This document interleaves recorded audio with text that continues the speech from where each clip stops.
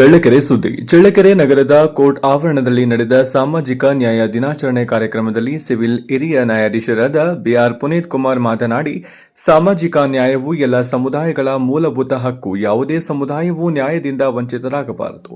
ಪ್ರತಿಯೊಬ್ಬ ನಾಗರಿಕರು ಅಗತ್ಯವಿದ್ದು ಎಲ್ಲರೂ ಕಾನೂನು ಚೌಕಟ್ಟಿನೊಳಗೆ ಕರ್ತವ್ಯ ನಿರ್ವಹಿಸಬೇಕು. ಡಾಕ್ಟರ್ ಬಿಆರ್ ಅಂಬೇಡ್ಕರ್ ಅವರ ಸಮಾನತೆ ಸಂದೇಶವನ್ನು ಉಲ್ಲೇಖಿಸಿ, ಸಮಾಜದಲ್ಲಿ ಜಾತಿ ಧರ್ಮ ಭೇದವಿಲ್ಲದೆ ಏಕತೆ ಅಗತ್ಯ ಎಂದು ಅಭಿಪ್ರಾಯ ವ್ಯಕ್ತವಾಯಿತು ಎಂದು ತಿಳಿಸಿದರು.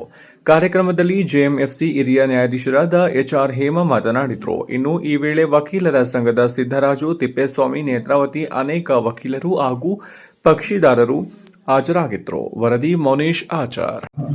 ಇನ್ನೂ ಸರಳವಾಗಿ ಹೇಳ್ಬೇಕಂದ್ರೆ ಮೇಡಮ್ ಆಗಲೇ ಹೇಳಿದರು, ಯಾವುದೇ ಒಂದು ವ್ಯಕ್ತಿ, ಯಾವುದೇ ಒಂದು ಧರ್ಮ, ಯಾವುದೇ ಒಂದು ಅಥವಾ ಅವರ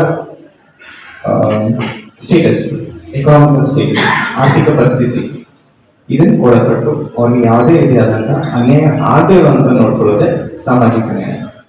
ಇನ್ನೊಂದು ಹೇಳ್ಬೇಕಂದ್ರೆ ಯಾವುದೇ ಒಂದು ಮಗು ತನ್ನ ಅಥವಾ ತಮ್ಮ ಕುಟುಂಬದ ಆರ್ಥಿಕ ಪರಿಸ್ಥಿತಿಯಿಂದಾಗಿ ಶಿಕ್ಷಣದಿಂದ ವಂಚಿತರಾಗಿರುವಂಥ ನೋಡ್ಕೊಳ್ಳೋ ಜವಾಬ್ದಾರಿ ನಡ್ಕೊಳ್ಳೋದೇ ಸಾಮಾಜಿಕ ನ್ಯಾಯ.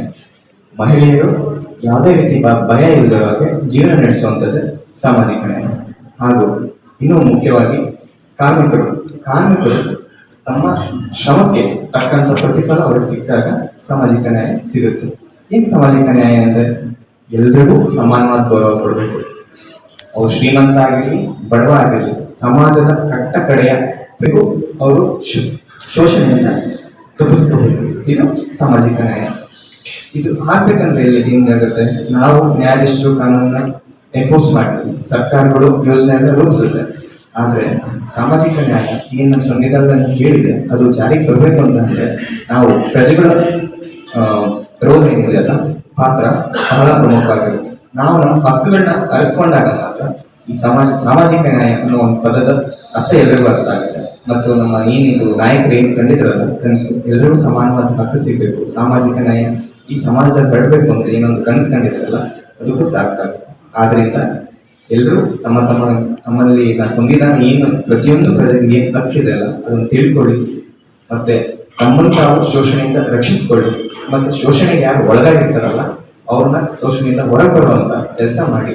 ಇದಿಷ್ಟು ಆದ್ರೆ ನಾವೇನು ಈ ಕಾರ್ಯಕ್ರಮ ನಾವು ಹಮ್ಮಿಕೊಂಡಿರೋದು ಇದಕ್ಕೂ ಸಾಧ್ಯ ಆಗುತ್ತೆ.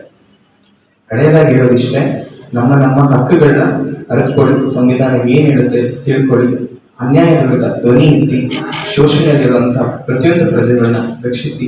ನಿಮ್ಮ ಹತ್ರ ಇದೆ, ಪ್ರಜೆಗಳೇ ಇನ್ನೊಂದು ಸರ್ವಶಕ್ತರು. ಡೆಮೋಕ್ರಸಿ ಅಂದ್ರೆ ನಿಮ್ಮಿಂದ ಅಲ್ವಾ, ನೀವು ಯಾವಾಗ ನಿಮ್ಮ ಹಕ್ಕುಗಳನ್ನ ಅರಿತುಕೊಂಡು ಏನಿದು ಕಾನ್ಸ್ಟಿಟ್ಯೂಷನಲ್ ವ್ಯಾಲ್ಯೂಸ್ ಏನಿದೆ ಅದ್ರ ಪ್ರಕಾರ ನಡ್ಕೊಂತೀರೋ ಅವಾಗ ನಮ್ಮ ದೇಶ ಸುಭಿಕ್ಷವಾಗುತ್ತೆ. ಕಾಮನ್ ಬ್ರದರ್ಹುಡ್ ಅನ್ನೋದು ಈ ಬುಕ್ಸ್ ಅಂತ ಅಷ್ಟೇ ಸಮಾಜದಲ್ಲೂ ಕೂಡ ಇರುತ್ತೆ ಅಂತ ಹೇಳ್ತಾ